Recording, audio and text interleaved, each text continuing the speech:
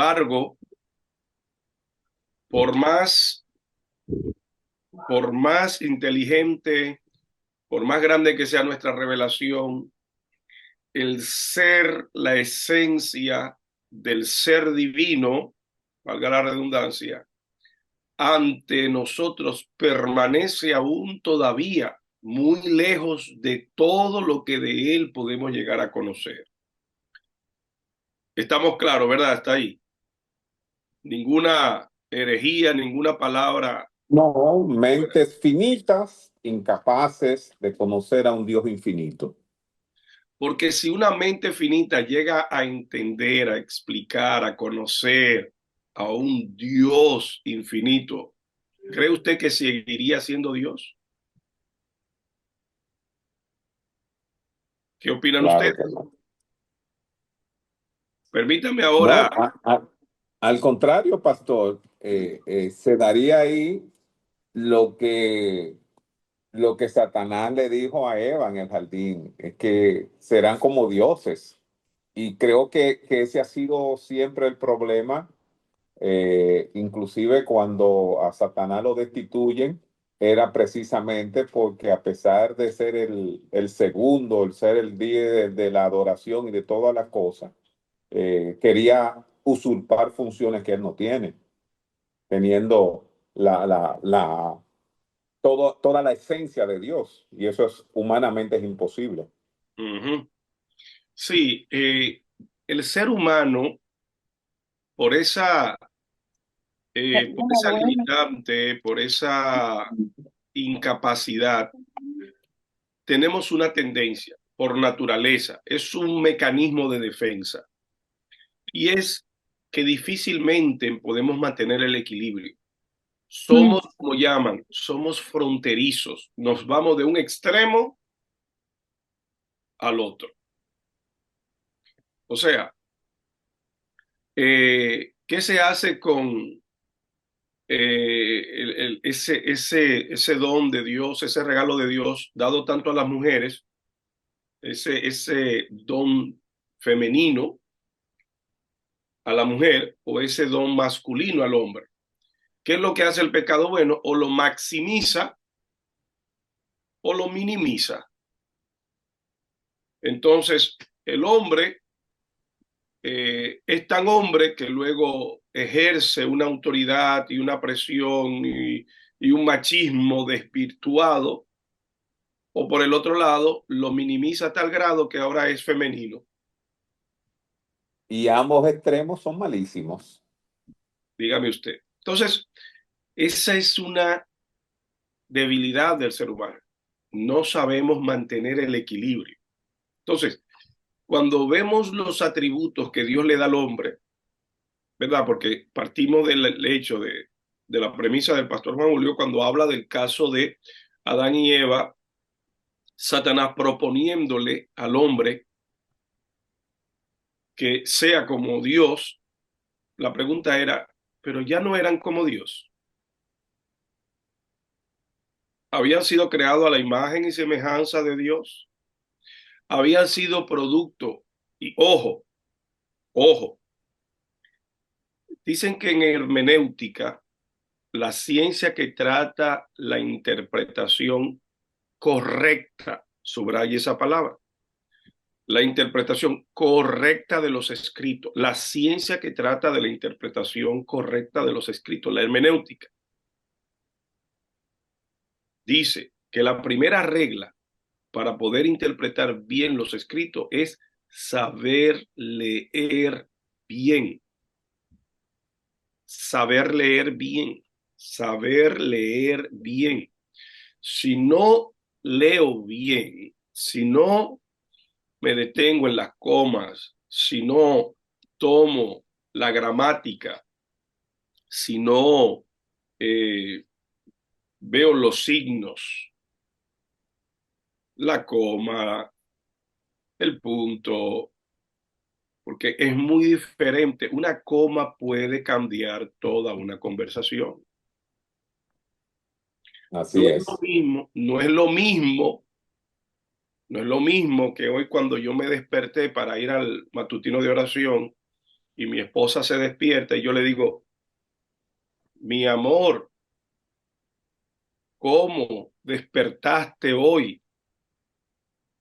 No es lo mismo a que yo le diga, mi amor, ¿cómo ¿Cómo? despertaste? ¿Y cómo que te quería que se muriera? Una coma, Sí, una coma sí, hace la sí. diferencia. Entonces, saber leer bien, saber leer bien. Si yo entonces, fíjense ahora, Dios crea al hombre. Y si no leo bien esta parte, dice el texto, y sopló Dios aliento de vida y fue el hombre un ser viviente. Yo le hago la pregunta, y esto es una cascarita. ¿Qué fue lo que Dios sopló? Yo sé que estoy fuera todavía, ¿verdad? Estamos dándole tiempo a algunos. Pero ¿qué fue lo que Dios sopló?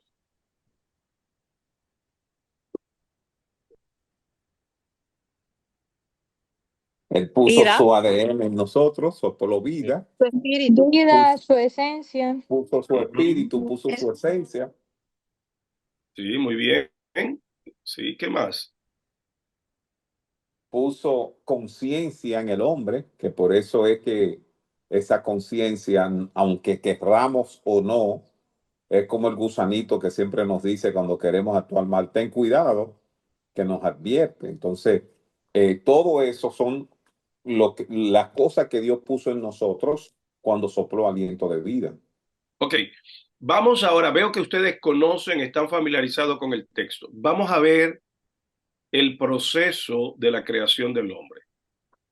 Y estoy ahora tanto puede usar Génesis 1 como Génesis 2 y créanme que ahí hay mucha tela para cortar y meses de predicación, meses de enseñanza. Pero vámonos básicamente al capítulo 2 del libro de Génesis. Según la Biblia, ¿qué dice? ¿Cuál fue el orden? Vamos a ver. ¿Qué hizo Dios? Y tomó Dios del polvo de la tierra, ¿verdad? Ujú. Cuando Dios toma del polvo de la tierra y hace al hombre, o hace, ¿verdad? Toma del polvo de la tierra y Dios hace. ¿Dónde está el hombre en ese momento? ¿Dónde está el hombre? Sí, El hombre ni existía. En su exactamente. mente, En la mente de Dios, Exactamente. ¿Está el hombre fuera o está dentro de Dios? dentro de Dios. dentro. Está dentro. Estamos de acuerdo todos, ¿verdad? Está dentro. Sí, No está fuera. No, no es una cascarita, ahora le estoy afirmando. El hombre no está fuera. no, Entonces, está en la mente de Dios. está dentro de Dios. Y cuando Dios sopla, ¿qué es lo que Dios sopla? Vida, Sí, pero vida. Al hombre, hombre, a lo que Al estaba hombre. dentro de él. espíritu, Ajá, ahí es que quiero. Dios sopló al hombre. ¿Dónde estaba el hombre antes? Dios, Dentro de interno de Dios. Dios. el pensamiento. Estaba dentro de Dios. El hombre no estaba fuera, porque si no leo bien, puedo pensar que Dios tomó del polvo de la tierra y que el hombre ya estaba fuera y que Dios le sopló al hombre. No, no, no. Dios no le sopló al hombre. Dios sopló el hombre El hombre. que estaba dentro de Dios. Profundo. Entonces, ¿era el hombre como Dios? ¿Sí o no? Sí, Claro, por ley transitiva, sí. Entonces, pero ahora, si yo me baso en lo que la palabra de Dios dice, si yo me baso en lo que la palabra de Dios dice, pueden señalar que yo estoy enseñando algo diferente, pero es lo que la Biblia dice. Hasta le pueden llamar de hereje. Ah, Hasta lo pueden tildar de hereje. bueno, pero eso es lo que dice la Biblia en Génesis 1 y 2. Pero también eso es lo que dice luego en Génesis 3, y eso es lo que dice luego en los Salmos, y luego el mismo Jesucristo lo dice en el capítulo 8 del libro de San Juan. ¿Qué dice Jesucristo? ¿No habéis leído vosotros que dicen las Escrituras? Dioses sois. Y entonces, Mire, yo me desayuné con mangú y huevo. Eso es demasiado profundo lo que usted está planteando. lo dejo ahí entonces, solo para que ustedes vean qué es lo que se está, ¿verdad? Ciertamente, cuando el hombre peca, la imagen de Dios en el hombre sufre y luego, entonces, aquí tenemos las consecuencias.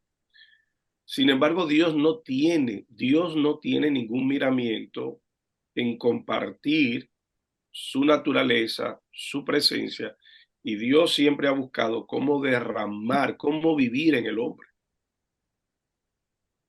Que de hecho, la obra y el envío del Espíritu Santo al hombre, a la tierra, siempre ha estado, es un punto fundamental en el programa salvador de Dios para el hombre. Dios vivir en el hombre, como dijo en una ocasión a una persona oriental que le dieron a leer la Biblia. Y después que él lee la Biblia y lee los escritos, le pregunta que qué fue lo que más le había sorprendido, ya que él había sido formado en las doctrinas y enseñanzas orientales. Le dijeron, ¿qué fue lo que más te sorprendió? Dijo, es la primera vez que encuentro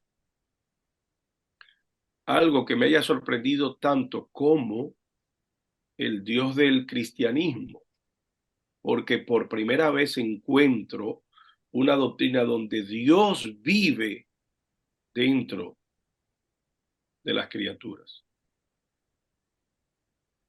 Eso fue lo que más le sorprendió.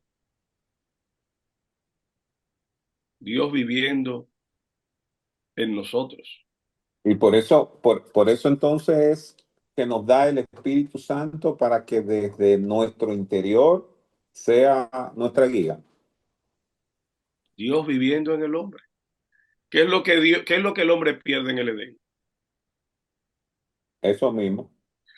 ¿Qué es lo que se ve en todo el Antiguo Testamento que le hace falta a los pactos y a las dispensaciones, que solo viene esporádicamente y luego se retira, pero Claro. todo el mundo vive mirando hacia el futuro, porque un día él prometió que regresaría para vivir en el hombre? Pero Y de ahí el discurso de Pedro en Pentecostés, que era lo que el profeta Joel había profetizado que iba a ocurrir, que vendría un derramamiento del Espíritu Santo sobre toda la carne, sobre toda la gente. entonces, en el programa Salvador de Dios, vamos a parar con esto para volver de nuevo entonces a la parte que nos concierne. En el programa Salvador de Dios, fíjese, la obra salvífica, como dicen los teólogos, pero hoy es sábado, hoy se puede usar ese término, ¿verdad? Y ante un grupo de eminentes inteligentes como ustedes también, eh, en el programa salvífico de Dios no termina con la muerte de Jesucristo. Y nosotros en el mundo del Evangelio hacemos mucho énfasis y nos consideramos a nosotros mismos que somos buenos creyentes cuando solo hablamos de la cruz. Pero el mismo Señor Jesucristo mira hacia el futuro y Pastor, no, perdón, recuerde que me desayuné con mangú, eso es demasiado profundo lo que usted está planteando hoy. Tenemos que digerirlo al paso.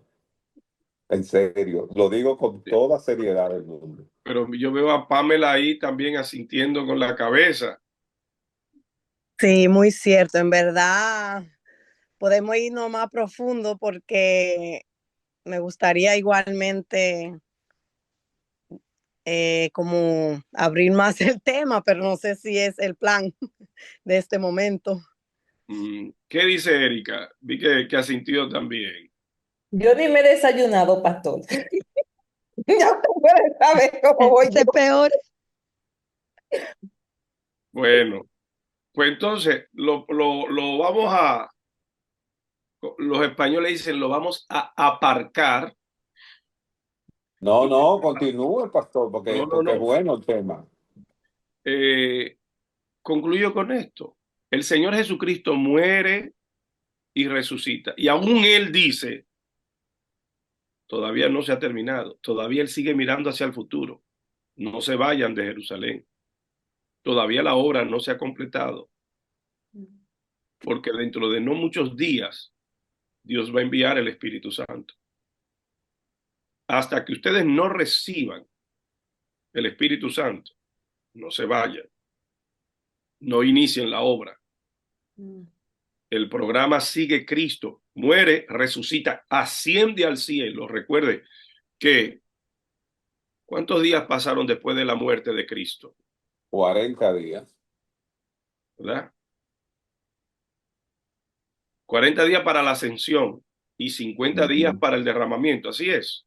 De la Pascua se En contaba, la Pascua, sí. sí, Pentecostés viene de penta, 50, penta. Entonces, 50 días después, pasan 50 días. El Señor muere, resucita y asciende. Y todavía Él le dice, antes de ascender al cielo, no se vayan todavía, no está terminada. Porque el fin último es hacer volver al Espíritu Santo que se había apartado del hombre en el Edén, volverlo a derramar sobre toda carne. Pero eso da una serie como de un mes de mensajes. Bueno, entonces, ahí debemos nosotros de saber cuál es el énfasis de Dios. ¿A qué es que Dios apunta para que nosotros mismos no nos detengamos en el proceso? Pero bien, eso era una introducción dándole tiempo a los que tenían tráfico en el camino y llegaron tarde. ¿Verdad? Bien, la semana pasada el pastor Juan Julio estuvo haciendo el análisis. Llegamos a ver hasta la tarea, el estudio, la investigación, el trabajo para estudiar los nombres y los atributos de Dios y cómo aplicarlo. Y me gustaría saber si está terminada esa idea, si la terminaron, para nosotros continuar y ver cuál es el proceso que utilizaron los escolásticos, los teólogos, los eruditos, para determinar los atributos de Dios. Estamos claros con los nombres de Dios, estamos claros con los atributos, lo hemos aplicado. Preguntas.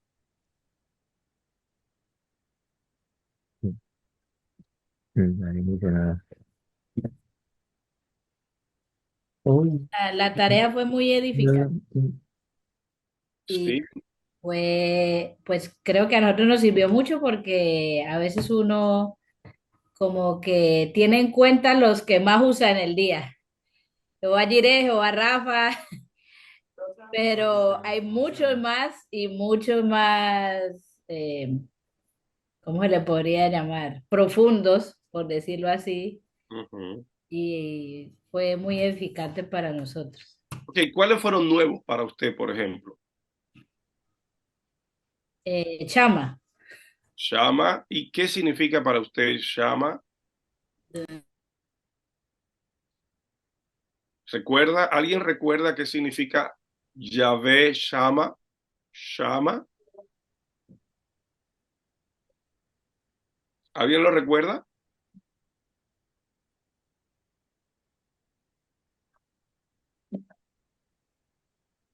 Que Dios está. Ahí Está ahí. lo busqué. Dios está ahí. o Dios está presente, Dios está aquí, Dios está presente. Entonces, ¿cómo se aplica? ¿Cómo afecta eso? Porque si el conocimiento no lleva a la transformación, recuerde, es un proceso. La información es la base del conocimiento. El conocimiento es la base de la revelación. La revelación es la base de la iluminación y la iluminación es la base de la transformación. Si lo que yo aprendo no me transforma en mi vida diaria, ¿para qué sirve? Para nada. Eso, de una manera, enfatizamos esto de una manera drástica para sacudir y decir, lo que conozco de Dios debe de transformar mi manera de vida y mi manera de ser. Entonces, ¿qué significa? ¿Cuál es el significado profundo de esa declaración, de ese nombre con el que Dios se ha dado a conocer? ¿Cuál fue la intención de Dios? Tengo que es mi compañero. Sí, ¿qué más? Que Él está, que podemos contar siempre con Él. Yo lo veo en dos vertientes. La presencia como compañía y también la presencia como un ente de que yo no puedo obviar. Él estando conmigo, su presencia verifica las cosas que yo voy haciendo. Entonces no puedo descuidarme en mi forma de vivir. Está muy bien. ¿Cuál es la intención de Dios estar presente y cómo afecta esto? ¿Cómo debe afectar esto en mi vida diaria? Por ejemplo, ahí en el estudio decía que un ejemplo era que la presencia del Señor no se limita solo como al templo, sino que es accesible a todos. Entonces, pues es un desafío, digo yo, para nosotros, porque precisamente eso es, no que solamente en la iglesia es que hablamos lenguas, no que solamente en la iglesia es que sentimos ese mover del espíritu, sino que la idea es que sea en nuestra casa, en los lugares donde nos movemos, porque eso es, que Él está con nosotros. Muy bien. Y esa conciencia de saber que Dios está con nosotros nos lleva entonces a caminar confiados en todas las etapas de nuestras vidas. Por ejemplo, aplique eso al Salmo 23. Perdone que le interrumpa, pastor. Jehová es mi pastor. Sí. Y nada me faltará. Ajá. En lugares de dedicados pastos me hará descansar. Me hará descansar. Junto a aguas de reposo. Junto a aguas de reposo. Me pastoreará. Me pastoreará. Confortará mi alma. Me guiará por sendas de justicia por amor de su nombre.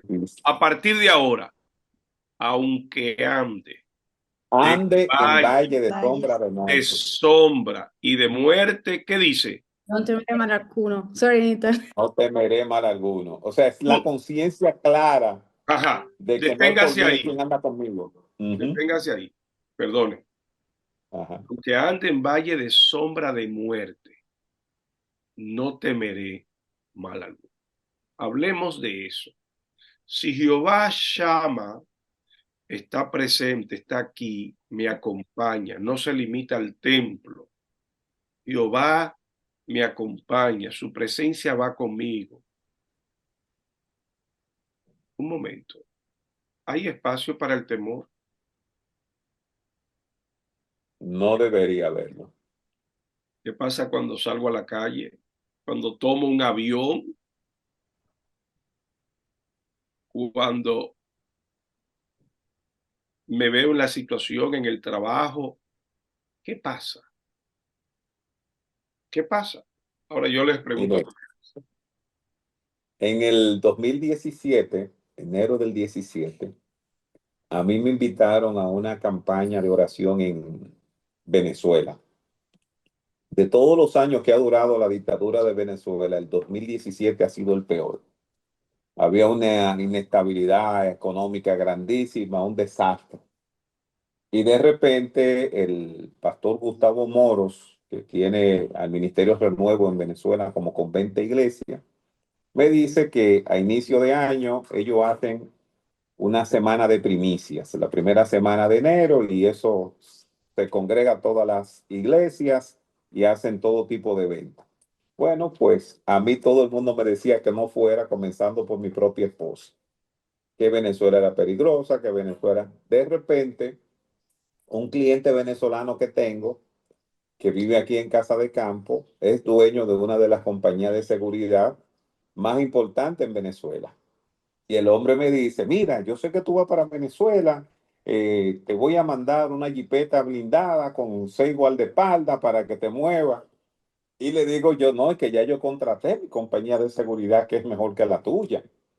Y empieza él a mencionarme como 5 o 6 compañías que son su competencia. No, pero es que ninguna de esas es mejor que la mía. Digo, sí, la compañía que va conmigo de seguridad es mejor que la tuya.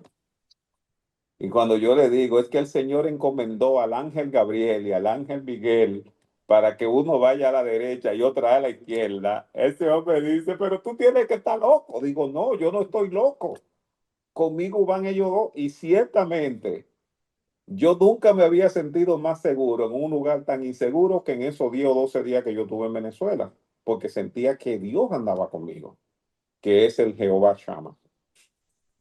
Bueno, así podemos ir hablando de cada uno de los atributos y los nombres con los que Dios se nos ha revelado y cómo aplicarlo a nuestra vida. Hoy hemos tomado un ejemplo, pero con el respeto de todos ustedes, mi interés es, pero quiero saber si es el mismo suyo, es que dominemos todo lo que hemos estado dialogando, analizando y estudiando. ¿Tienen ustedes el interés de conocer la teología, de estudiarla, de dominarla profundamente?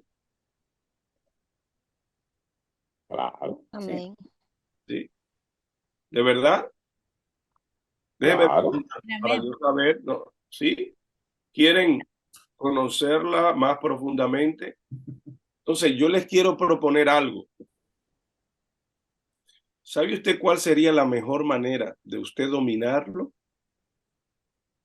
Es que hagamos como parte de nuestro programa de aprendizaje, encontrar 3 personas como mínimo a quien compartirles lo que vamos discutiendo acá. Y voy a tomar como base 2 cosas, 2 fuentes. Número 1, un dicho de Albert Einstein, que dijo, cuando usted no es capaz de explicar lo aprendido, es porque no lo ha entendido. Entonces, número 1, es que usted con constancia pueda demostrar, mire, yo encontré 3 personas, voy a comenzar un estudio y usted va a ver que a la hora que usted tenga que ir enseñando y vamos a ir juntos, yo creo que podemos, los estudios que hemos hecho, lo que hemos escrito, se lo podemos mandar y que usted pueda, por supuesto, en un lenguaje que la persona le entienda, pero usted sentarse con, por lo menos puede ser presencial, puede ser por internet, puede ser donde usted quiera, que usted pueda sentarse con las personas y usted impartirles estas enseñanzas. Número 1, usted la va a dominar mejor. Yes. Número 2, vamos a multiplicar el conocimiento, vamos a compartir con los demás y eso va a ser un beneficio para el cuerpo de Cristo. ¿Qué les parece? Muy buena idea, pastor. Bueno, Excelente. tengo tres reacciones. Yes. Entró. El riesgo de esto, pastor, es que todos van a querer venir para esta clase. Y esa es la idea. Usted no le tienen que hablar de esta clase. No es permitido que ninguno de ellos venga a esta clase porque entonces ya usted no hace, además vamos muy adelantados, imagínense, alguien nos escribió de una parte de Europa y vino a participar inclusive. Y luego me escribió y me dijo, mira, ustedes van muy adelantados, yo me sentía perdido totalmente en la clase. Entonces, decidió mejor y varias personas fueron a ver en las clases de YouTube las que están grabadas. Entonces, a esas personas, yo mismo les puedo remitir a algunos de ellos a ustedes para que ustedes, pero la idea es esa, encuentre a unas personas en cuestión de formar líderes, en cuestión de capacitar a otros. Usted va a ver que cuando usted se siente a explicar la Trinidad, por ejemplo, le va a hacer que usted la recuerde. Pues si yo le pregunto ahora mismo, ¿cuáles fueron las declaraciones que dimos acerca de la Trinidad? ¿Usted la recuerda? Sí. ¿De memoria? Muy bien, hermana Lilo. Dígame la primera. No solamente sé que el hombre, bueno, que el hombre es unipersonal, que Dios es indivisible, que, que tiene sus Dios, manifestaciones. hombres, si toco el tema, Dios es unipersonal, entonces en paralelo tengo que decir, Dios es tripersonal. Sí. Tripersonal. Pero muy bueno. Veo que tiene, si no lo está leyendo, tiene muy buena memoria. Ahora, dimos algunas declaraciones que dijimos. Al ser divino. ¿Por qué yo lo puedo recordar de memoria? Porque se los enseñé. No es que yo sea más inteligente que ustedes, al contrario, ustedes son más inteligentes que yo. Pero el hecho de yo haber tenido que enseñarlo, yo tuve que memorizarlo. Yeah. ¿Qué sucede? Que eso me sirve para siempre. Y eso me va, palabras claves como, voy a hablar sobre la Trinidad. Ok, entonces parto. Declaración número 1. No lo estoy leyendo. Voy a apelar a mi memoria. Al ser divino, fíjese que no le llamo ni Dios. Ese es un nombre que le hemos dado. Pero al ser divino que adoramos y que llamamos Dios, es uno en esencia. Primera declaración es uno. Segundo, el ser divino al que adoramos es tripersonal. Subsiste, no digo que no, subsiste, subexiste en tres personas diferentes. Tres personas diferentes. Claro, ahí viene una declaración, ahí viene una definición, por ejemplo, que es tripersonal, que lo que vemos en nosotros, en la personalidad, hablo de la necesidad de la tripersonalidad de Dios, hablo de Levíticos capítulo 6, versículo 4.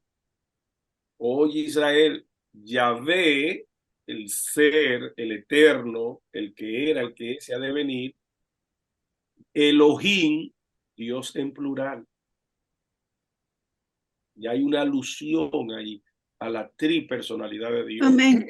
Amén. Yeah. Entonces, el ser divino al que adoramos es uno, es tripersonal, subsiste en cada una de las personas. En cada una de las personas reside, permanece el ser total, no inferior, no en diminuto, sino toda la esencia del ser divino pertenece a cada una de las tres personas en mismo nivel de gloria, de poder, de majestad. Eso tengo que recordar esas declaraciones para poder yo explicar, en caso de que sea necesario, el tema de la Trinidad. El ser divino es indivisible. Solo podemos hacer referencia para el estudio, pero no puedo dividir al uno del otro. ¿Acaso, Tomás, no crees que yo soy en el Padre y que el Padre es en mí? ¿Cómo que te muestre al Padre? No sabes. ¿Y de dónde surge, pastor? ¿Ah? Que digamos que Dios es la primera persona, que el Hijo es la segunda persona y que el Espíritu Santo es la tercera persona. O sea, no nos llevaría eso a un nivel de creer que uno está por encima del otro, Bueno, categorizándolo así. así se ha declarado, y eso fue uno de los problemas que en los diferentes concilios y las diferentes escuelas tuvieron para definir al ser divino. Y que nuestro intento es para conocer y transforme nuestra vida y nuestra relación con Dios, para tener una revelación mayor de Él, pero que a la vez no lo limite. Amén. Que o sea, todo esto es con también la intención de que quedemos admirados y que cada vez que nos postremos podamos contemplar la gloria de Dios tan grande, la grandeza del ser al que servimos, el amor tan grande, porque ¿qué dice Efesios? ¿Qué dice Efesios? Cuando hizo por esta causa, doblo mis rodillas ante el Padre de nuestro Señor Jesucristo, de quien toma nombre toda familia en los cielos y en la tierra, para que os dé conforme a las riquezas, sus riquezas en gloria, ser fortalecidos con poder en el hombre interior por su espíritu, para que habite Cristo por la fe en vuestros corazones, a fin de que arraigados y cimentados en amor seáis plenamente capaces de comprender con todos los santos cuál sea la anchura, la longitud, la profundidad y la altura, y de conocer el amor de Cristo que excede a todo conocimiento, para que seáis llenos de toda la plenitud de Dios. Madre mía. ¿Me entiendes? Pablo está diciendo, ¿y qué dice? ¿Y qué dice luego? O sea, cuando yo capto esto, cuando se me revela a mí, un momento, Pablo ora para que yo sea fortalecido con todo poder, para que yo sea lleno de toda la plenitud de Dios. Yo diría también, y muy buena expresión, madre mía. Amén. ¡Wow! Dios quiere estar en mí. Entonces dice, el cual es poderoso para hacer mucho más abundantemente de lo que pedimos o entendemos, según la potencia, según su poder, el cual actúa poderosamente en nosotros. ¿Sabe lo que está diciendo? A Él sea la gloria. ¿Sabe lo que está diciendo ese texto? Que Dios se va a manifestar con todo su poder a través de mí, de acuerdo a mi nivel de revelación. Amén. Si yo no entiendo que Dios no tiene límites, amén, Él es poderoso para hacer mucho más abundantemente de lo que pedimos o entendemos. amén. Aleluya. Usted y yo estamos pidiendo como Señor, si tú me guardaras en este viaje y me dieres pan para comer y vestido para vestir, tú serás mi Dios y de todo lo que me des te voy a dar el diezmo. Y Dios le dice, Jacob, alza tus contempla. Mira. Toda la tierra, tú me estás pidiendo que te dé pan para sobrevivir y vestido, y que te hiciera volver a la casa de tu padre, pero yo te voy a dar mucho más abundantemente. Te voy a dar que puedas soñar o imaginar. A ti y a tu descendencia, te la voy a dar. Entonces nosotros, Señor, dame una casita y dame un negocito para yo comer y dame. Ahora, cuando usted entiende que de Jehová es la tierra y su plenitud, y usted... Y todo lo quieren abrir. ¿Y cuál sería la llave que abre esa compuerta? Comprenderlo, como él lo dijo. que el conocimiento que estamos adquiriendo produzca revelación Amén. en mi relación con Él para que luego transforme mi vida. Y yo Amén. en mi diario vivir no vaya por lo poco, sino por cambie mi manera de pensar de abundancia, de que Dios no tiene límites, de que no puedo tener temor, de que aunque venga la situación que venga en el país, aunque ande en valle de sombra de muerte, Jehová llama, Él está conmigo. Caerán a tu lado 1000 y 10.000 a tu diestra, pero a ti no va a llegar. Y tú creerlo, y que como Eliseo veía caballos y carros de fuego, aunque había un ejército, él estaba tranquilo, porque él tenía la revelación, aunque Giese a su lado no veía nada. Pero el que tiene la revelación lo ve todo. Y eso afecta su conducta en su diario vivir. Está tranquilo. Sabe que voy para más. El ministerio al que Dios me ha llamado, a pesar de mis debilidades, voy para más. Voy a servirle al Señor. Voy a levantar un ministerio que va a salvar almas. Voy a vivir para Dios. No voy a dejar que mi vida sea desviada por tentaciones, ni por placeres, ni por pecados, ni por mentira, ni por engaño. Tengo un llamado del Rey de Reyes. Como dijo Charles Spurgeon en una ocasión, dice que el primer ministro lo había llamado para hacerle ministro en su gabinete en Inglaterra. Él dice, no, yo tengo un mayor llamado. No puedo dejar, yo no puedo rebajarme.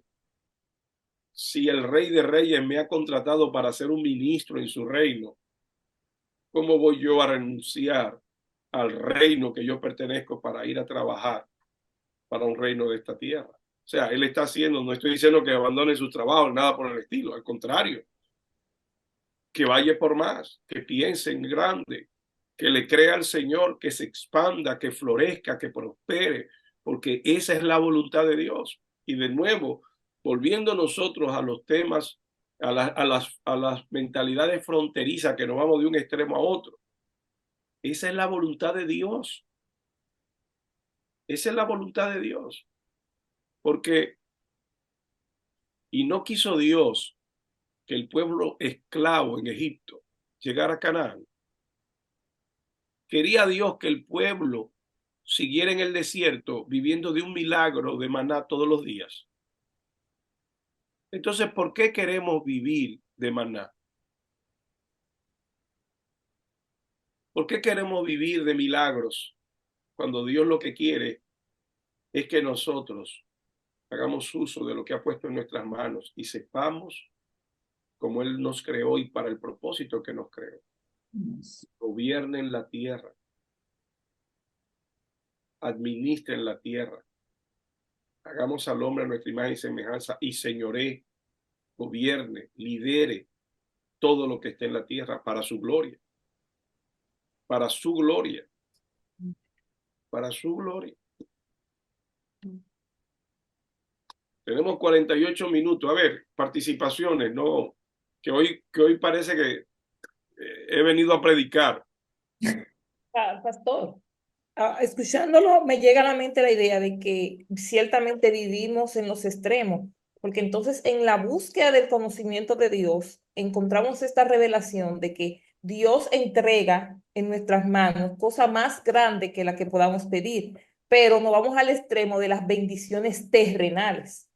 Sin embargo, cuando vemos a los hombres de Dios en el deseo de conocer a Dios, ellos olvidan las bendiciones terrenales como su prioridad y se enfocan en las cosas sobrenaturales que se podía hacer con eso que Dios entregaba.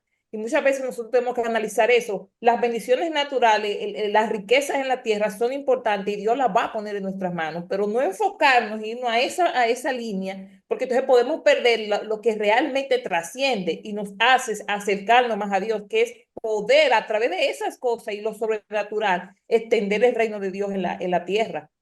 Pero hay que hacerlo aquí de nuevo, pero también ese es otro extremo. Sí, pero, claro. Porque entonces sí, ¿qué pasa? Y perdonen que ya, yo no sé si esto es doctrinal y falte yo a la ética. ¿Qué pasa? En las iglesias y yo soy pastor y yo también dirijo, las iglesias enfatizan tanto lo espiritual que le cortamos las alas y despojamos a los creyentes de los dones y talentos que Dios le ha dado para que manifiesten su gloria en la tierra. Entonces, ¿qué sucede? ¿Qué sucede? Como dijo un pensamiento que leí, a ver si lo puedo recordar literalmente. Spurgeon decía, la mentira que el diablo nos ha hecho creer, que dicen que, no, que la política y la religión es algo incompatible. Y él dice, por eso tenemos muchos ladrones gobernando los países y muchos impíos pastoreando las iglesias. Hello, hello. Entonces, Maravilloso. hemos llegado nosotros a un nivel de consagración, de esforzarnos por la extensión del reino de Dios.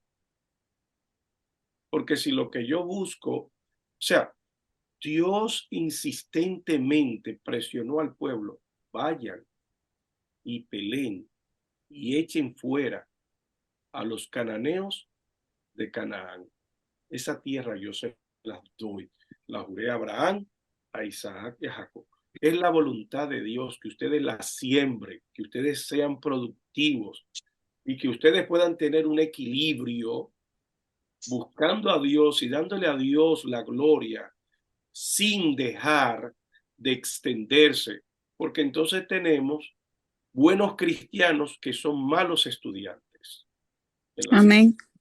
Buenos cristianos que son improductivos en sus trabajos. Buenos cristianos que son haraganes.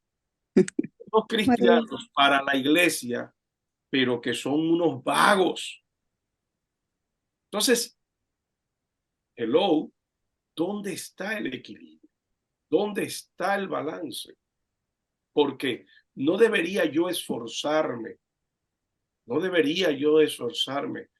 por el desarrollo intelectual, por estudiar, por ser el mejor. Porque si yo no presto en la escuela, tampoco presto en la iglesia. ¿Por qué no me sé textos bíblicos? ¿Por qué no me sé libros enteros de la Biblia? ¿Por qué no domino la teología? ¿Por qué no lo conozco si tengo 5, 10, 15, 20 años sirviéndole a Dios?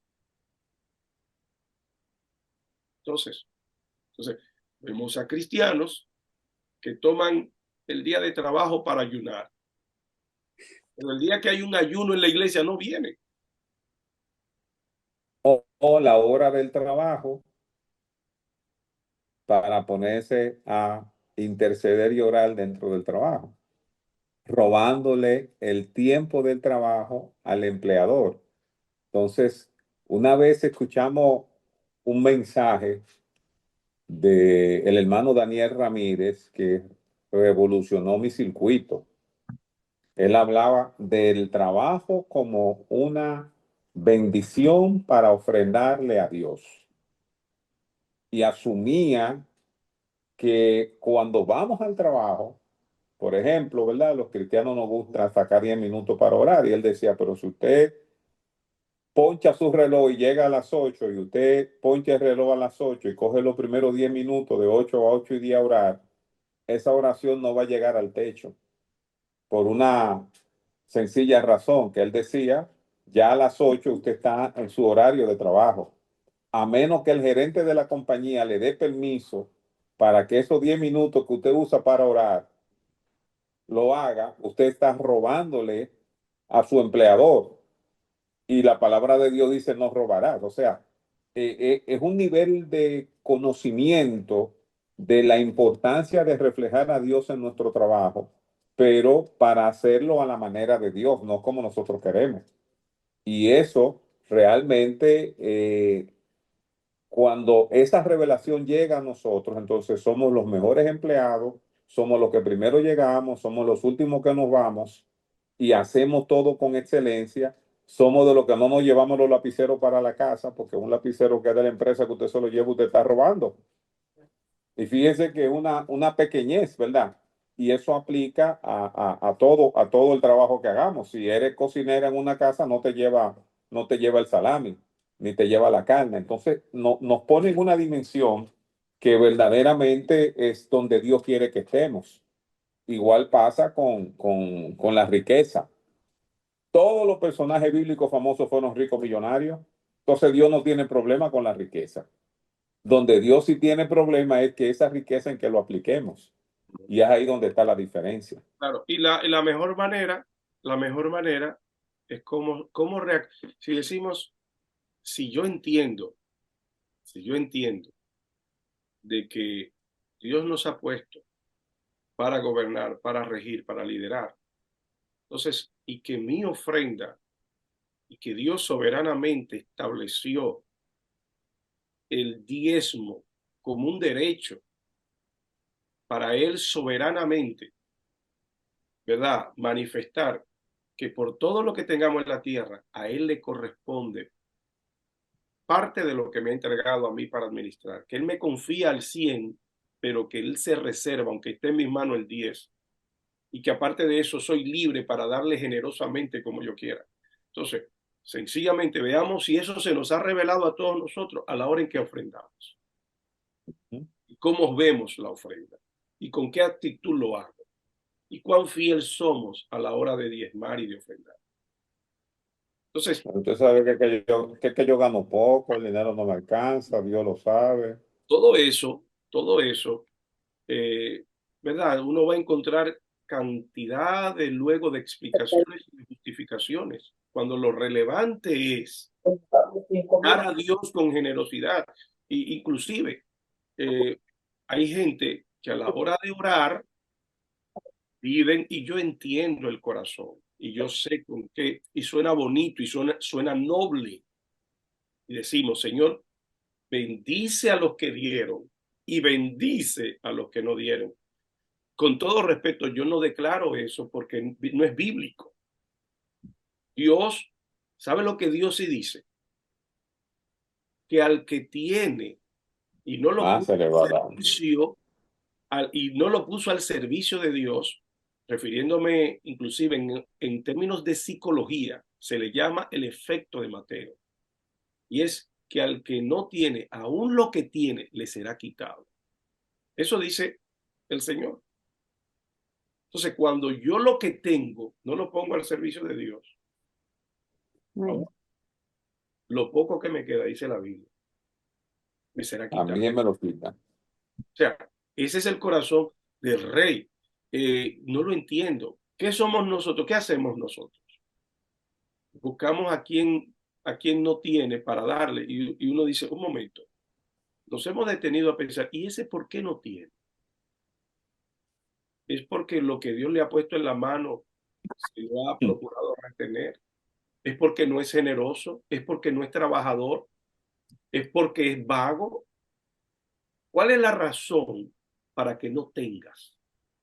Cuando Dios ha prometido que no hay justo desamparado ni su descendencia que mendigue pan. Pero la condición es que tiene que ser justo.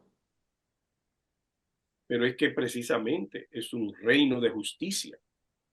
Buscate el reino de Dios y su justicia. Ahora, si yo lo voy a hacer por sentimientos y no por leyes, ahí se puede complicar. ¿Por qué yo no tengo? ¿Por qué yo no tengo? ¿Por qué estoy endeudado? Soy fiel a Dios en mis finanzas. Soy generoso. He desafiado a Dios para dar con generosidad. ¿Cómo soy? ¿Cómo me comporto? Entonces, si no sé ser fiel en lo poco, ¿cómo voy a ser puesto sobre lo mucho? Es que también, pastor, eso es por revelación. O sea, para mí, diezmar y ofrendar es un ejercicio espiritual como la oración, como el ayuno, como la meditación en la palabra. Y eso no se le revela a todo el mundo, porque Dios escudriña los corazones. Bueno, si usted, pastor, no lo condicione, ahora no diga que no se le revela. O se le revela, pero no todo el mundo acepta la revelación. Ah, eso es otra cosa. Entonces, si no acepta, señores, todo el que ha salido adelante, todo el mundo tiene un testimonio para dar diciendo, ha sido Dios, Dios estuvo conmigo, cuando en lo poco Dios estuvo conmigo. Son las 59 y no quiero faltar al respeto. Yo creo que con este vamos a terminar la tarea, ¿verdad? Hoy hemos hablado de todo un poco. No sé si los que no han participado hoy, la clase, será una clase.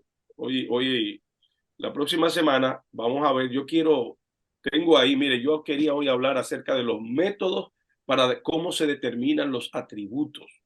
Métodos para determinar los atributos. Se llama, número 1, la vía, voy a usar en el latín como lo describió, la vía causalitatis, la vía negatonis y la vía eminentiate, que no son otra cosa que la causalidad, la negación y la eminente o eminencia.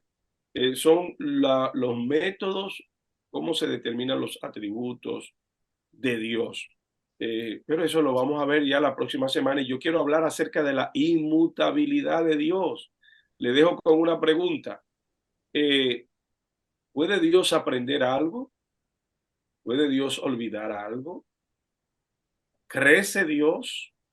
¿Envejece Dios? ¿Cambia Dios?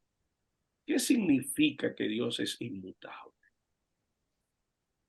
Eso lo veremos, si no la próxima semana, será en 2 semanas, pero yo quiero que sigamos avanzando, pero la próxima semana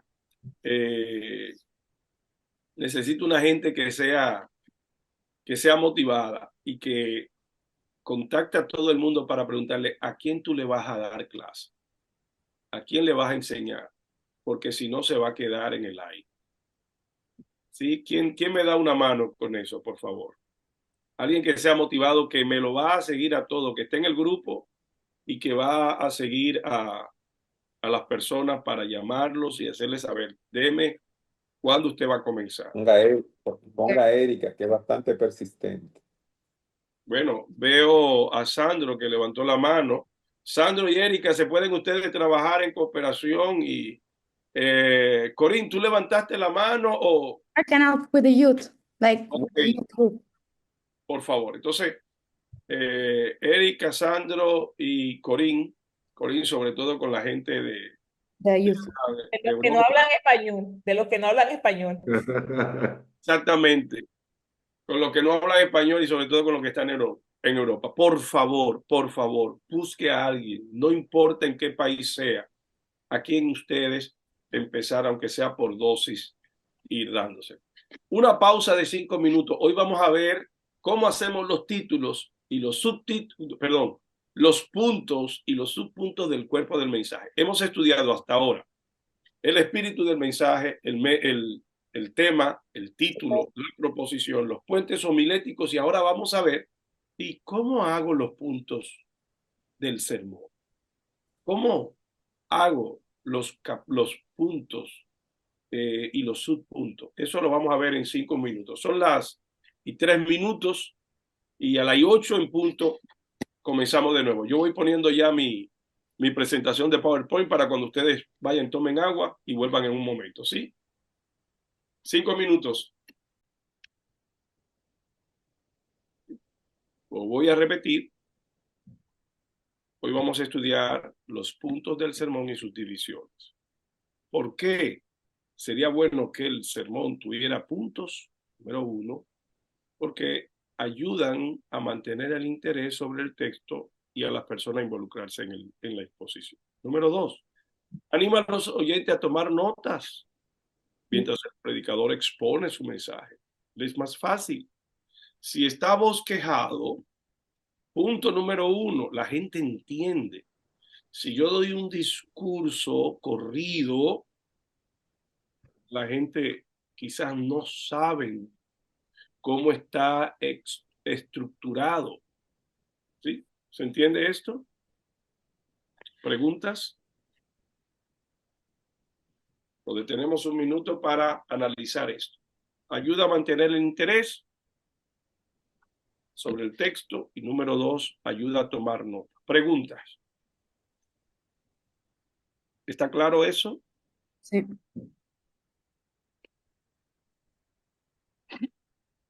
¿Quién lo quiere explicar ahora? ¿Qué quiere decir eso?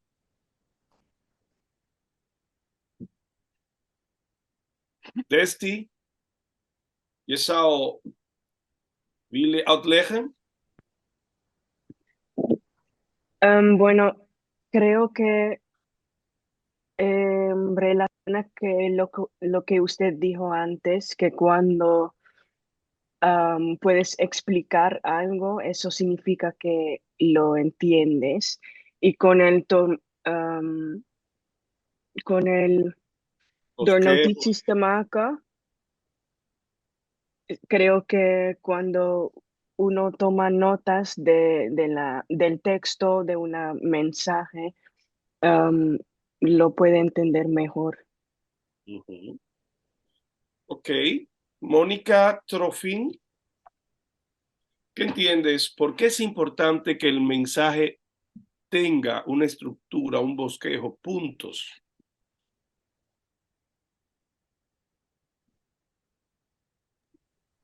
Me bloqueé.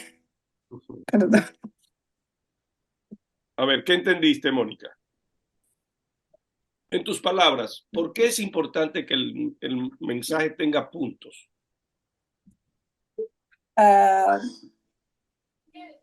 Por tener una estructura, por tener ¿Sí? una estructura, así decirlo con palabras. Y aquí me quedo, me bloqueé. Miren, Mónica es rumana y yo me admiro de su español tan rico, ¿verdad? Que tiene. ¿Y cómo lo puede entender? Y para entenderlo mejor, tenerlo en orden, y para que cuando tú explicas, la gente capta lo que tú estás... ¿Sí? Capta lo que estás explicando.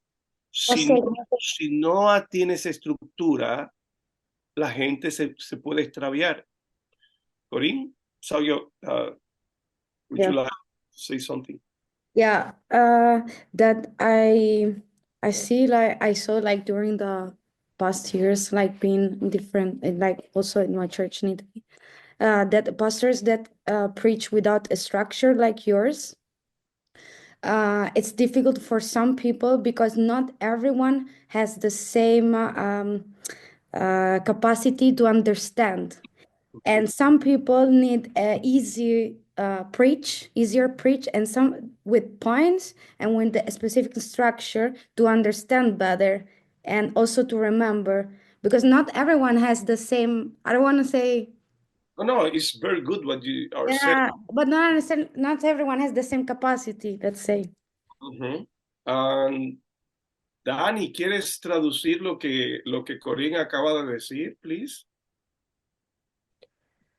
Sí, que no todas las personas tienen el mismo capacidad de entender una prédica, así que Sin estructura. sin estructura, sí. In fact, for example, a lot of people when I was in my mother church were complaining because my pastors went from a topic to another, and he was doing like this. And at the end of the preach, they were like, yeah, he talked about this and this, but was a bit confusional. Dani, ¿qué dijo ella? Que en su iglesia en Italia, algunos pastores iban de un tema al otro tema y las personas se quejaban. Sí, que la prédica no... Se quejaban, sí.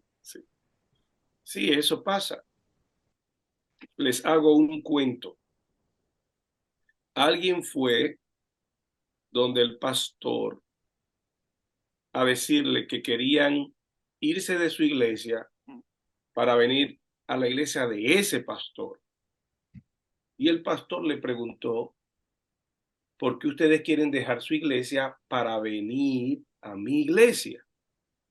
Y los hermanos le dijeron, es que mi pastor es como una campana. Sí, ¿cómo que como una campana? Sí, mi pastor es como una campana. Todos los domingos es tin, tan, tin, tan, tin, tan. Y el pastor le dijo, pero su pastor entonces es bueno, porque yo conozco algunos pastores que solo son tin, tin, tin, tin, tin. Entonces, ya veo que no le gustó mi chiste, pero no pasa nada. Ok, volvemos entonces. Ustedes son ministros llamados por Dios, con un llamado. La gente a la que usted va a ministrar necesitan que la palabra que usted va a compartir la entienda y que además usted lo haga apelando y buscando las formas más interesantes para que ellos sean motivados a querer escuchar y aprender.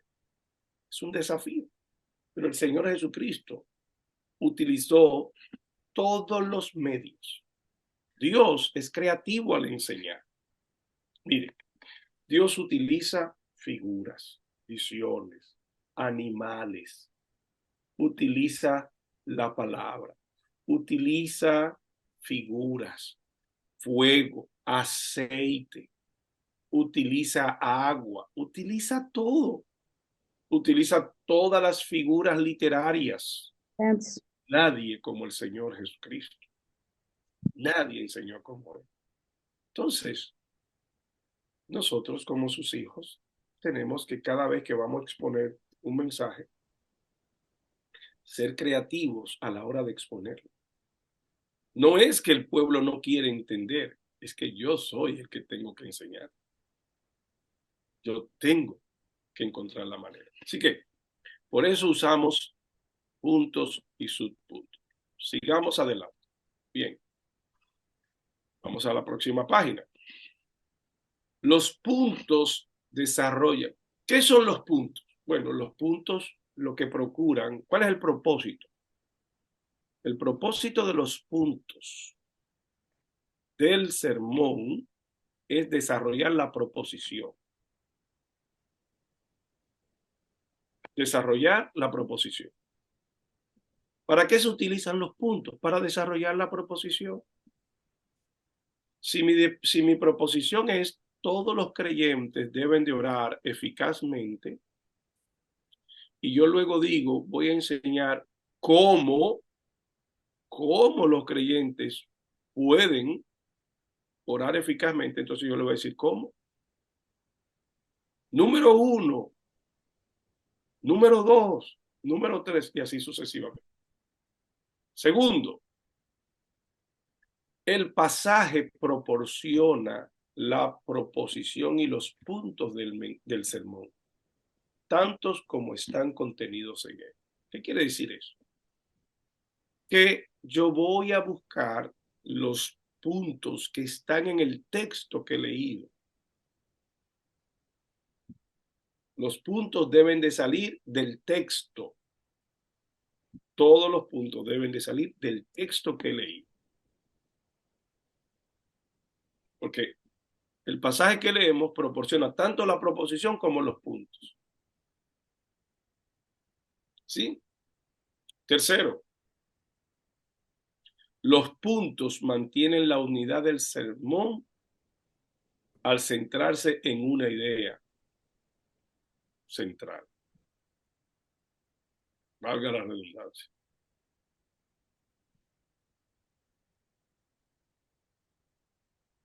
Los puntos del mensaje, punto número 4, nunca deben desarrollar otra cosa que no sea la proposición.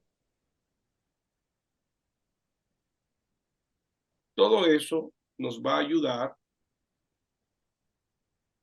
Todo eso nos va a ayudar a mantenernos centrados. Voy a recapitular y lo voy a decir en mis propias palabras que sea más entendible. Número 1, los puntos desarrollan la proposición. 2, los puntos deben de salir del texto que leí.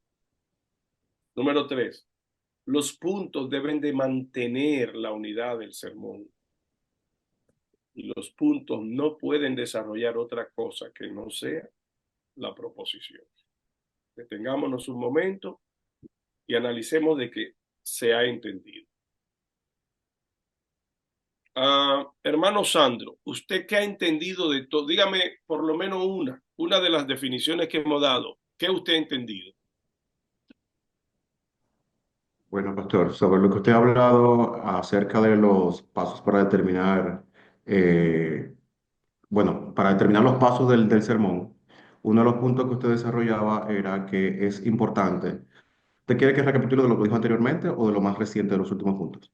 De los últimos puntos y que lo haga en sus propias palabras, no como lo hemos copiado, sino qué usted entendió.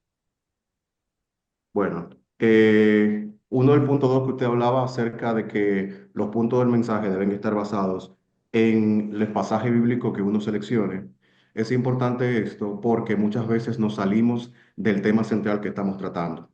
A veces tomamos, por ejemplo, un tema para tratar y determinamos un título y en base a esto, evidentemente, trabajamos una proposición y luego los puntos que queremos tratar en el mensaje y muchas veces nos desviamos a hablar de otra cosa. Si hablamos, por ejemplo, del texto que habla acerca de la confianza o acerca de la fe, nos vamos yendo a otra parte. Entonces, este punto es importante porque, como hablábamos que la predicación expositiva hace un análisis del texto bíblico que estamos desarrollando y por lo menos tomar 3 textos bíblicos o 3 versículos del texto que vamos a tratar, es importante tomar y desglosar y analizar esos textos que estamos leyendo para presentar puntos que sean importantes y que desglosen o traten la idea general que quiere tratar el mensaje. ¿Se ha entendido por los demás? Todos los puntos deben salir del texto que leí. Muy bien. ¿Alguien puede señalarme otra de las declaraciones? ¿Qué entendió usted en sus propias palabras? Hermana Erika. Yo aquí veo, pastor, que los puntos van a marcar el lineamiento basado en el texto para que el oyente pueda seguir y entender lo que describe el texto, pero para que yo como predicador no me vaya de la idea general. O sea, esos puntos van a marcar 2 líneas, que los demás comprendan de manera estructurada lo que se quiere decir y que yo a su vez tenga una limitación a no salir de lo que yo he propuesto como verdad central. Por eso, si la verdad central es buena y está bien explicada, mis puntos van a ser claros y van a definir todo lo que el texto va a traer y va a ser un mensaje expositivo y efectivo a la vez. Okay.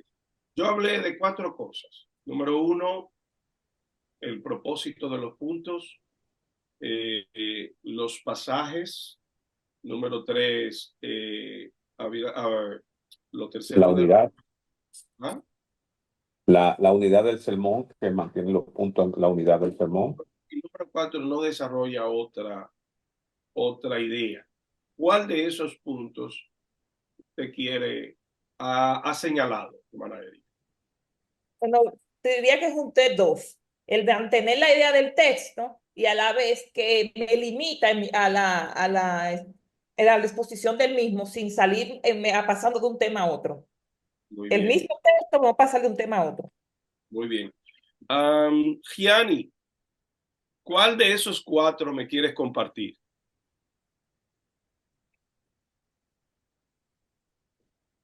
¿Cuál te gustó más? ¿Cuál entendiste mejor? Si abres el micrófono, por favor. ¿Usted puede repetir los 4 otra vez conmigo, por favor? Claro que sí, claro que sí. Una joven tan inteligente como tú. Número 1, el propósito de los puntos es desarrollar la proposición. 2, todos los pasajes surgen del texto que leímos. Número 3, los puntos se desarrollan la proposición para mantener la unidad del mensaje. Y número 4, no deben desarrollar otra idea. ¿Cuál de esos 4 quieres más? Yo creo que el segundo me gustó más de todo porque yo creo que es muy importante que tus puntos están basados en el versículo que tú estás leyendo, porque si no, tú vas a tomar otro versículo. Por ejemplo, tú tienes un versículo en Génesis, un versículo en Éxodo y el enfoque se va. Entonces, yo creo para enfocarte y entender como público tu mensaje y también la persona que está haciendo el sermón es más claro para tener el enfoque y no para estar en caos. Muy bien. Hace un tiempito atrás Gianni no hablaba español, pero veo cuán inteligente es. Miren qué bien lo hace ahora. Caterina, hace poco abrió a ver, tiene el micrófono cerrado. ¿Quién? Si me Pastor, ¿Ah? estoy aquí. ¿Cuál de todos los puntos te gustó más? ¿Cuál entendiste mejor? ¿Cuál te gustó más? Bueno, los entendí todos, ¿no? Pero el que más llamó mi atención es de que no nos pasemos, el número 4, de que no nos vayamos a otra idea, ¿no? ¿Por qué? Porque ahí ya lo perdemos todo lo que hemos ido avanzando en cuestión de la exposición y siempre centrarnos en lo que es la idea central, dicen, ¿no? Que, por ejemplo, habla usted de la fe, entonces centrarnos en ese versículo clave que nosotros teníamos al principio. Muy bien, excelente. Vamos a ver ahora, me hubiera seguido gustando Isabel, que está por ahí, que también dirigieron el culto, ella y su hija esta semana pasada, lo hicieron excelente. Pero déjenme continuar. Vamos ahora, ¿cómo se formulan los puntos principales? Y vayan ustedes tomando cuál quieren. ¿Cómo se formula? Mediante una frase que exprese una idea completa. Una frase que exprese una idea completa. Número 1. Si voy a hablar, aquí lo que está diciendo es que utilicemos una frase que distinga cada uno de los puntos.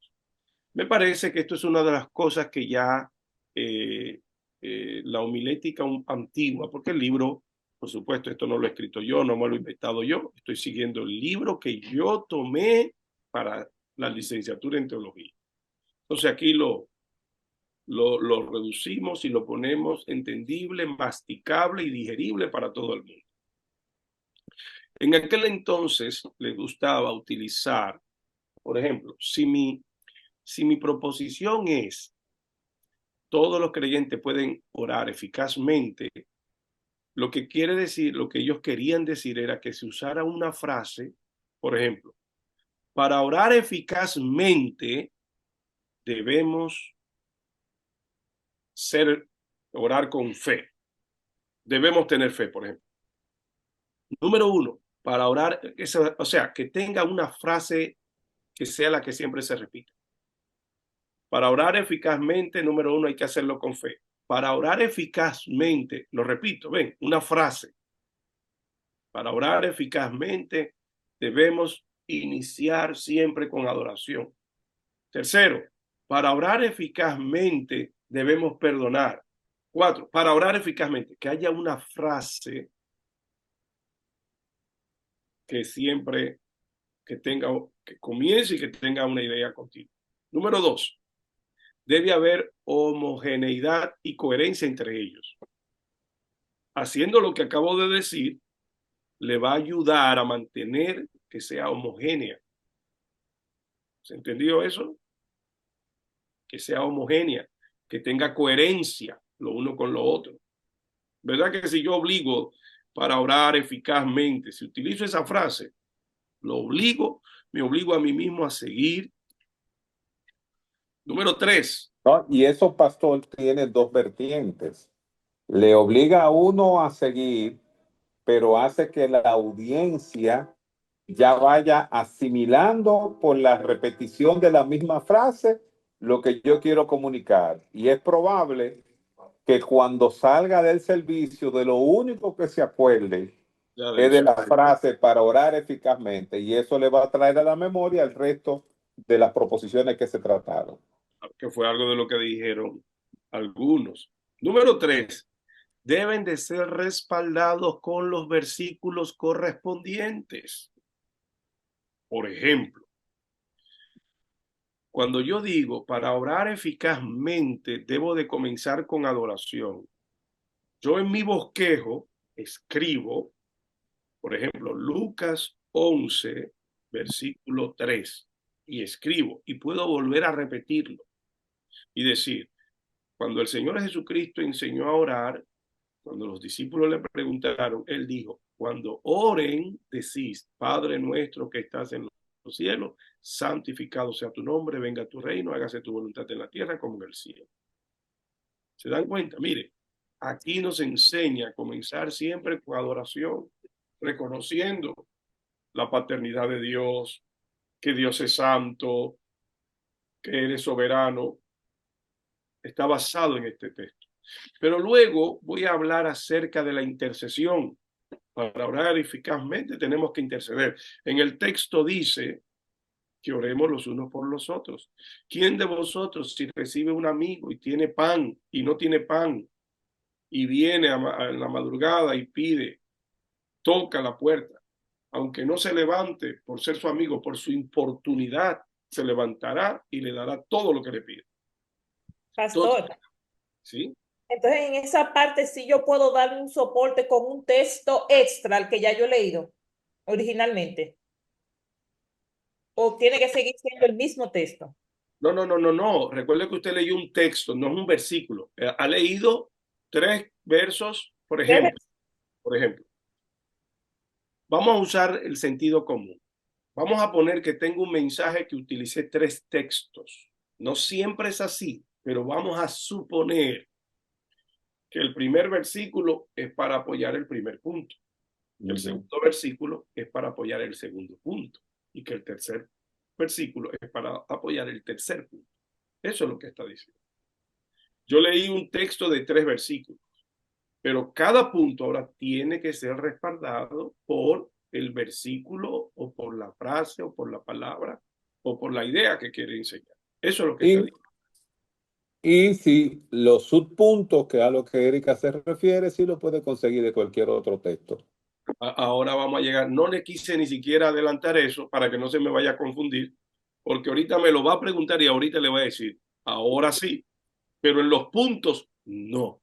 Los puntos tienen que salir.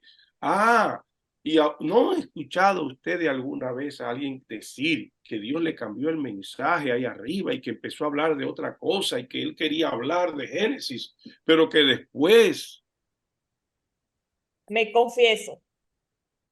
Yo creo que ahí todos somos pecadores. Pero bueno, punto número 4. Deben de seguir una secuencia lógica de menos a más para llegar al clímax. De menos a más. Lo menos importante primero, lo más importante luego y lo muy importante de último. Tiene que ir al clímax. Confieso que estoy trabajando en esa parte, porque en el primer punto me gusta tirar todo el paquete y luego entonces... Matamos nosotros mismos el mensaje. Matamos nosotros mismos el mensaje. Ajá, pero realmente estoy trabajando en esa parte mucho.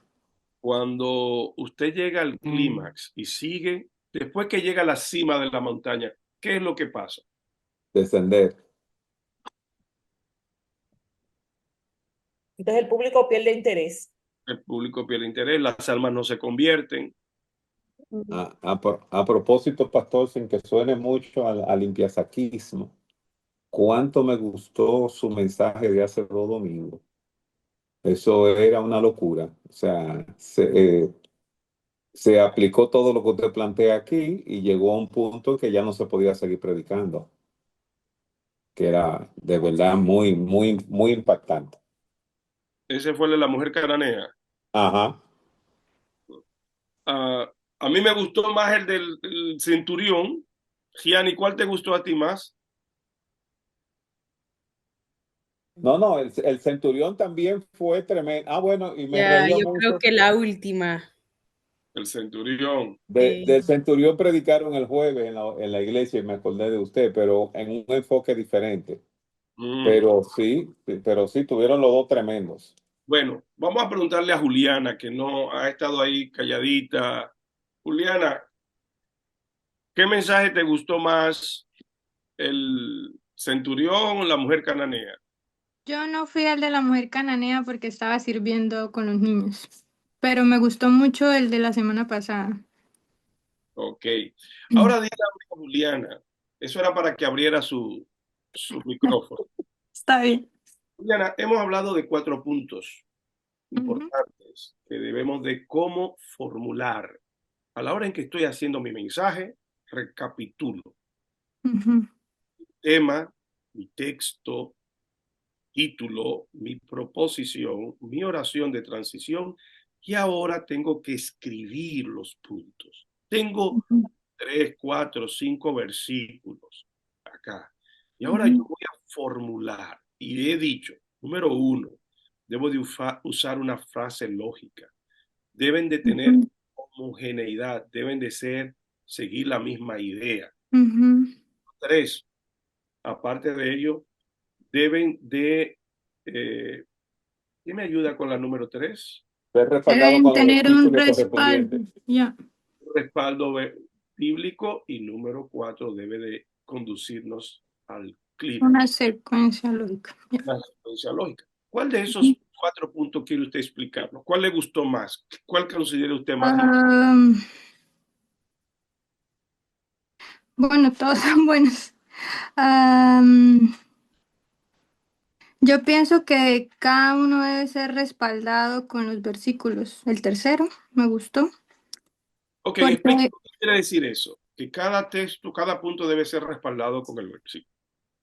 creo que de ahí es donde tú sacas todos los puntos del texto.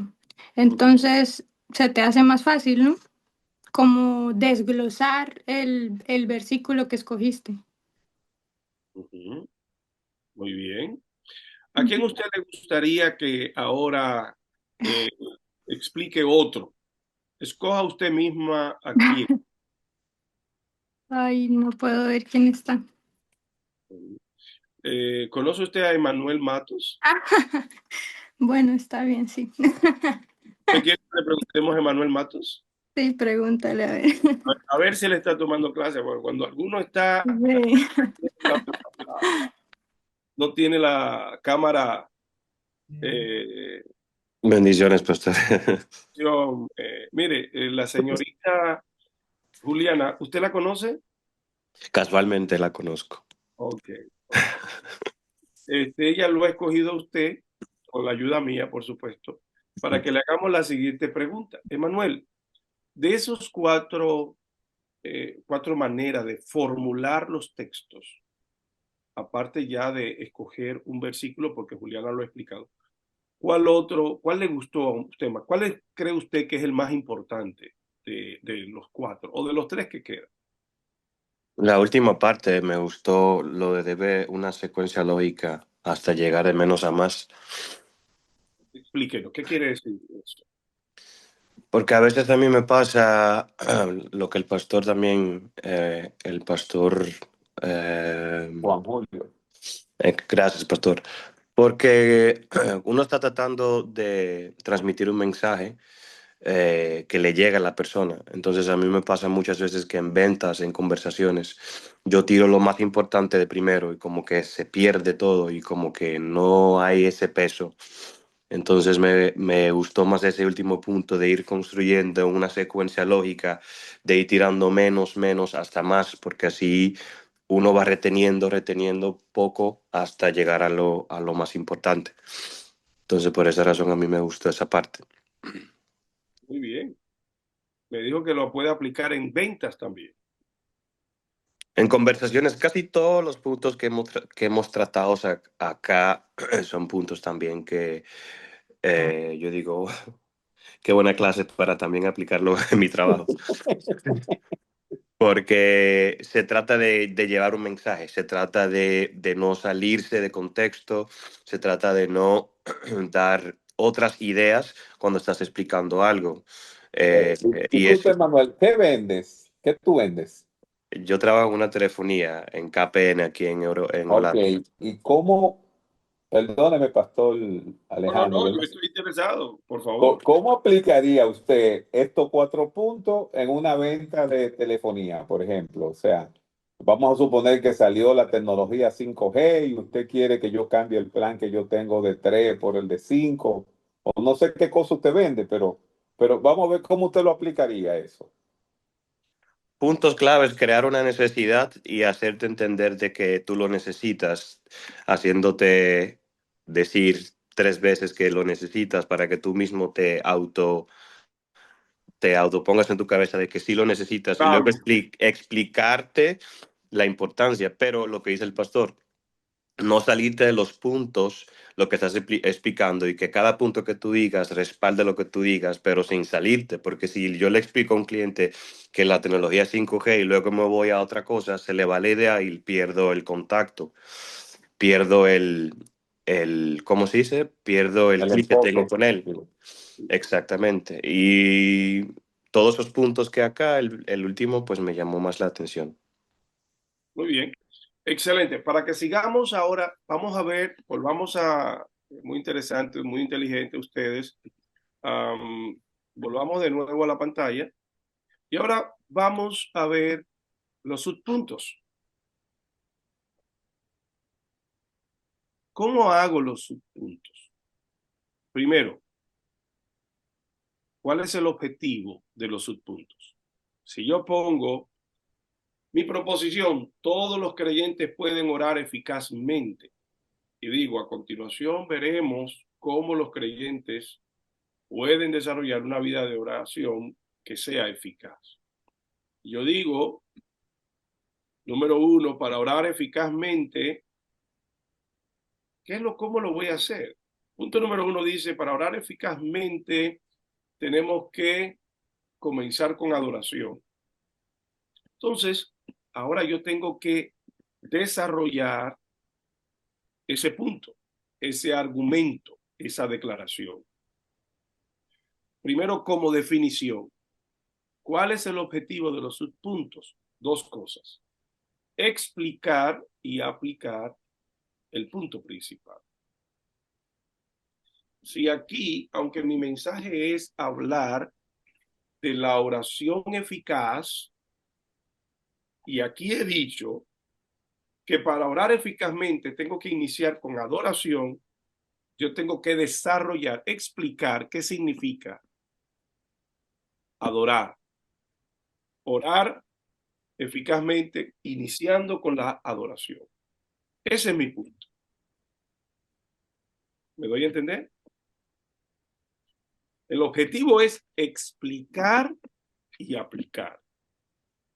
Entonces, aquí tenemos, miren, 1, 2, 3, 4, 5, 6 formas que vamos a estudiar ahora de cómo desarrollar el punto.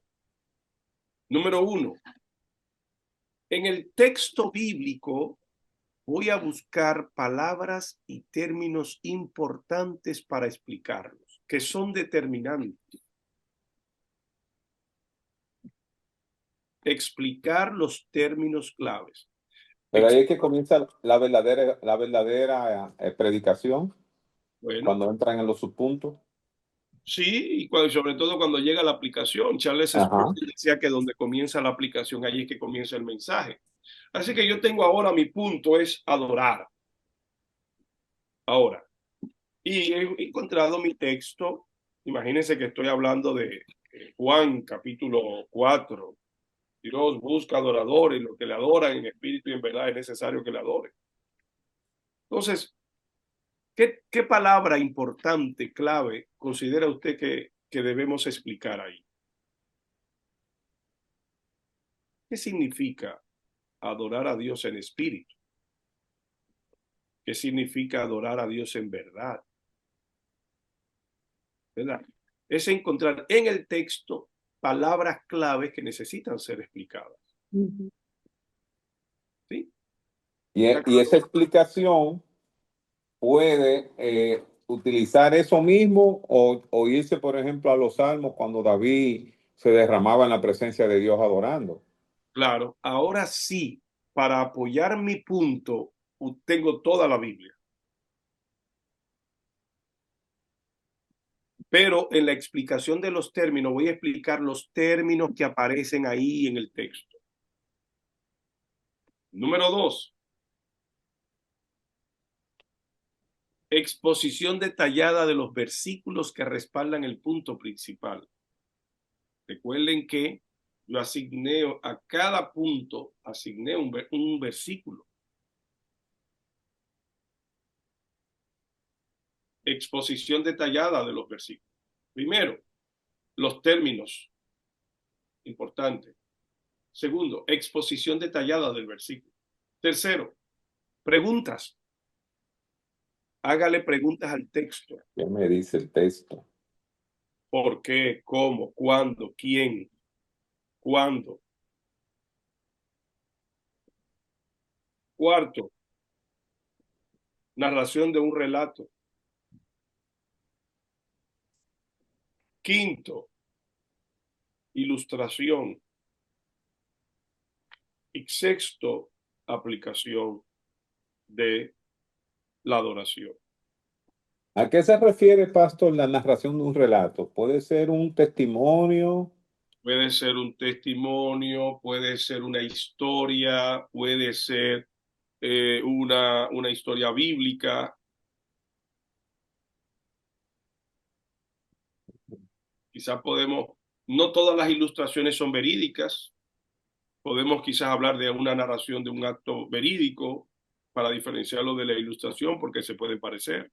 Eso le iba a preguntar, pastor. En el tema de la narración, la narración del relato y la ilustración, ¿podría decirnos un poco la diferencia? Porque podrían Eso parecer muy estábamos hablando. similares. Puede ser que un relato trata de una historia verídica y una ilustración no necesariamente tiene que ser real, verídica. Esa es una de las diferencias. Un relato tiene que ver con la historia, tiene que ver con un acontecimiento, con una ilustración. No necesariamente puedo tomar un animal, puedo tomar un cuento, puedo tomar algo científico, puedo tomar Una metáfora. Hasta un hecho deportivo, cualquier cosa. Sí, ciencia, noticias. Bien, hemos visto 6 formas de hacer los subpuntos. Lo voy a recapitular. 7 no son. 6. Pero si usted quiere uno más, pues, número 1, explicar los términos, las palabras claves. Número 2, explicación detallada. ¿Verdad? Se le llama predicación expositiva. Número 3, preguntas. Número 4, narración de un acontecimiento histórico. Número 5, ilustración. Y número 6, aplicación. A ver, ¿quién no ha participado aún? Pastor, una pregunta. Por favor. Cuando se habla en el punto que dice exposición detallada de los versículos, que ahí usted nos dijo, ahora sí no se pueden apoyar con toda la palabra. Bajo su experiencia, ¿qué tantos versículos, por decirlo así, es aconsejable?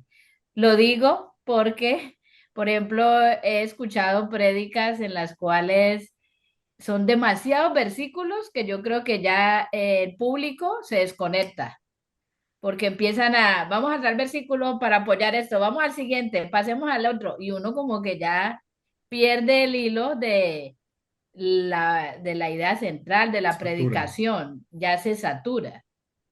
Desde el momento en que se desconectó al público, ya está mal. Usted tiene que mantener el contacto con el público y tiene que mantener el pensamiento, el interés, la motivación del público que le está viendo. Si se desconectó, a mí me gusta y me fascinó cuando leí Esto no me lo inventé yo, pero voy a tratar de recordarlo, de narrarlo literalmente. La persona está describiendo la importancia de la exposición. Y este libro no es cristiano. Y él dice, hay algo maravilloso, hay algo glorioso, sobrenatural, que se llama la comunicación. Y empieza a describir. Vamos a suponer que sea que voy a predicar el domingo. Dice, de momento, estamos en el auditorio del encuentro con Dios aquí en Ámsterdam. Y aparece el pastor predicando. Y a través de su boca va a salir unos sonidos que muchas personas en la audiencia están compuestos por un cuerpo y tienen una cabeza y en la cara tienen dos ojos y tienen un cerebro y tienen unos oídos. Y el mensaje que él comunica por la boca se le entra por los oídos y el cerebro se sincroniza para decodificar el mensaje que él está enviando con su boca. Y a partir de ese momento, la información que él le transmitió se distribuye en todos los oyentes. ¿Qué les parece? Muy profundo, Eso es lo que sucede. pero muy real.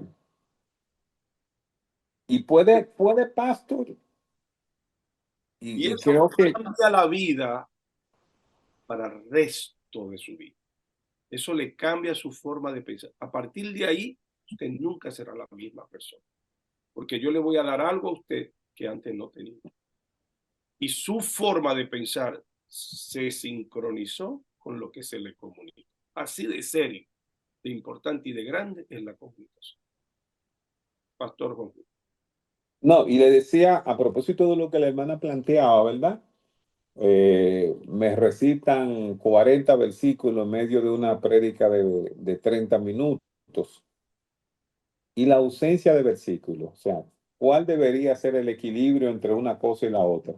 Porque en ocasiones también uso un texto, predico 40 minutos, jamás vuelvo a hablar del texto, hago el llamado y lo grande del caso es que la gente se convierte con un producto tal vez vendido. Sí. No estoy obligado a usar más versos que el que tengo de base. Si usted es capaz de solo sustentarse ahí, excelente. Siempre que sea basado ahí. Si usted sabe dominar, ¿verdad? Tomando los términos y los explica. Hace las preguntas al texto. Hace una exposición detallada. Me narra la historia, el contexto histórico, todo lo que adorna ese versículo, ese acontecimiento. ¿Qué fue lo que pasó? ¿Por qué Jesús? El que tiene una gracia para hacer eso es el pastor Ezequiel Molina Rosario. Yo no he visto una gente que le saque tanto a un solo versículo. O sea, yo le voy predicando una vez ¿por qué llora Jesús? Se llamaba el mensaje y el versículo que él utilizó que dice Jesús lloró. Y a ese Jesús lloró le sacó como 10 aplicaciones, 20 aplicaciones, 40 aplicaciones, una cosa increíble que yo dije, wow, definitivamente es don de Dios, porque nadie es posible que pueda predicar tanto de un solo versículo bíblico y de una manera que mantenga el interés y que lo explique y lo aplique de una manera tan extraordinaria. Y un texto tan corto. Y exactamente, un texto tan corto. Entonces, si usted puede explicar los textos, las palabras claves, hacer una exposición detallada del contexto histórico. Por ejemplo, Jesús lloró. ¿Sabían ustedes que en la cultura judía tomaban un frasco en donde la gente, las lágrimas, se la pasaban para que todo el mundo echara las lágrimas ahí? Increíble, sí. Y si de momento en mi explicación y en mi exposición le hago una explicación del contexto histórico, y luego les narro, y luego se lo ilustro con las preguntas, y luego lo aplico. ¿Entiendes? Entonces, puedo que yo, punto número 1, para el punto número 2, ¿verdad? Y así sucesivamente. Eso se llama círculo de cierre. Cada punto, no tiene que hacer todos esos elementos. No. No. Aquí tengo 6 maneras de explicar y aplicar el punto. Eso es lo que quiero. ¿Cuánto recomiendo yo? Máximo 3. Utilice o una explicación del texto, una exposición detallada y una aplicación. O utilice una pregunta del texto, una ilustración y una aplicación. O sea, tiene 6 combinaciones para que cada punto, ¿cuántos puntos yo recomiendo? Ahora, en el año 2025, recomiendo 2. 2 puntos. 2 puntos. Un par de años atrás yo recomendaba 3, pero el tiempo ha ido cambiando. ¿Y cuánto tiempo recomiendo predicar? No más de 40, preferiblemente 30 minutos. Y yo era de los que predicaba 1 hora y me era difícil mantenerme en 1 hora. Pero me doy cuenta que predicar media hora es más difícil que predicar 1 hora. El que predica 1 hora, no predica 1 hora porque sabe mucho, no. Predica 1 hora porque no sabe. Requiere más preparación predicar media hora que 1 hora. Así es. Bueno, amados, solo queda la tarea. Ya ustedes son capaces de hacerse un mensaje completo. ¿Qué prefiere? Damos una explicación la próxima semana de entonces cómo se hace la introducción para que después en 2 semanas pongamos tarea y tomemos por lo menos, yo en 2 semanas, Dios mediante, estaré en Bolivia. Tengo al hermano Rogelio de Satélite, ¿verdad? Es cerca del aeropuerto de Viru de Bolivia, un lugar que se llama Satélite. Está el hermano Rogelio, está Caterina Moreno, está el pastor Fernando, lo vi por ahí también. ¿Dónde está ahora? No lo veo, pastor Fernando. Aquí está, nunca falta el pastor Fernando, siempre muy puntual. Haremos Dios mediante ya semanas en Bolivia. Así que yo voy a ver cómo cuadro por el cambio de hora. No quiero que fallemos. Eso será sábado. Allá ahora mismo son las 10 de la mañana. Sí. Las 10 van a ser. Bueno, si Dios toca a los hermanos de Bolivia, porque cuando estamos allá ellos nos ponen prédica en la mañana, en la tarde, en la tardecita, antes de las 6. A la hora novena. Eso que Dios, Señor, tócalos. Pero no quiero que cambiemos, aunque sea la primera clase, porque quiero que dediquemos algunas prácticas. Si ustedes siguen, yo sigo. Y hagamos algunas prácticas donde usted va a predicar, por lo menos en 5 minutos o 10 minutos le vamos a dar para que usted desarrolle un tema. Y que me den el permiso de ser duro y cruel, decirle no, así no, para que después ya uno sea más suave. ¿Sí? Amén. La próxima semana nos vemos. No le voy a dejar tarea, pero si puede ir haciendo algunos mensajes y quiere que lo trabajemos, con mucho gusto. Tengan buen día. Que Dios Amén, igual. También, chao, chao. Bendiciones a todos.